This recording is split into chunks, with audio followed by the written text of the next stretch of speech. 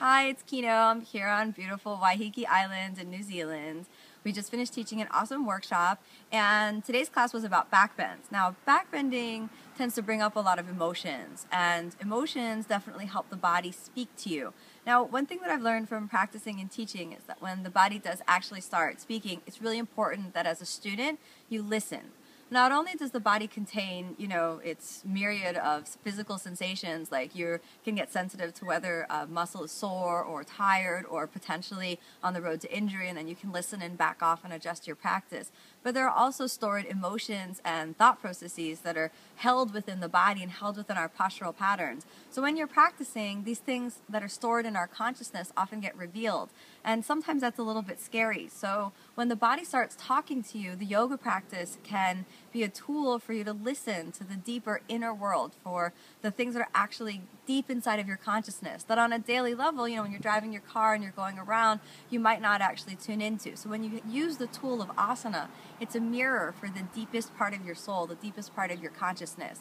And when you plunge into that darkness, there are things that can surface, all types of emotions, all types of memories, and all types of thoughts. So more than anything, when you're doing your practice, think about that the body is delivering you messages that are emotional in nature, messages that are physical in nature, messages that are thought-formed in nature, and perhaps even energetic. Now, when these come in, it's your job as the student, your job as the yoga practitioner to listen to these messages. When the emotional messages come in, you don't need to do anything other than merely observe that they're there and be with them and sit with the emotion and make sure not to pass judgment. So when sadness arrives in the practice, just let it be sadness. When anger arrives, just observe. Don't do anything for or against the emotion. Just let it be exactly as it is. Now, when thoughts arrive, it's a great opportunity for you to use the practice as a mirror so you can see objectively, what is this thought? What relation does it have for my life? And is it positive? Is it negative? Is it neutral? Is it useful? Is it not useful? So you can really use the practice to kind of clean out your thoughts, almost like you're, cleaning out your old kitchen sink or an old kitchen cupboard or something, and get rid of the things that are no longer useful and keep the things that are really useful. Now, on a purely physical level, when you're doing your practice, if your body's giving you a message that a joint is sensitive, like let's take your knee joint, if the knee joint is a little sensitive, then that would be an indication that maybe today you don't need to force yourself to go deeper. So you can just tune in and listen. And when the physical feedback is there that the body's requiring sensitivity, you should honor that. And then when the message that your body is giving you is that you can go deeper, then follow that as well. So you can really use the practice as more listening practice rather than something that the mind goes in and tells the body what to do. It's an opportunity for you to receive different messages. The more receptive and open you are, the deeper the messages will come. So they'll move from being just physical into potentially being emotional or mental. So then you can really, tune in on a very deep level. Now, the deepest thing that could potentially happen is you could receive an energetic message. You could feel the flow of energy along the subtle currents of the body.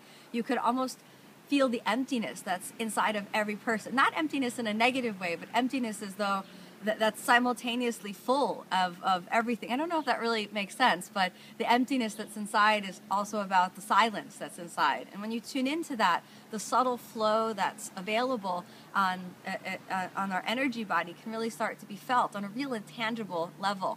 And the more receptive you are to these messages that come from the inner body, the more experiences you'll have of the subtle flow of current. And that's really what the whole practice is about. So keep practicing and set your mind to being a good receiver. Open your mind and set your limitations free of what you might receive, whether it's physical, mental, energetic, or even spiritual. Of course, the goal of the yoga practice is one day to unite your mind with the divine mind. So one day you could receive a message that's divine in nature and connect your consciousness with the highest consciousness available. And you want to be open and available for that should that day arise. So until then, keep practicing, keep breathing, and have faith in the practice.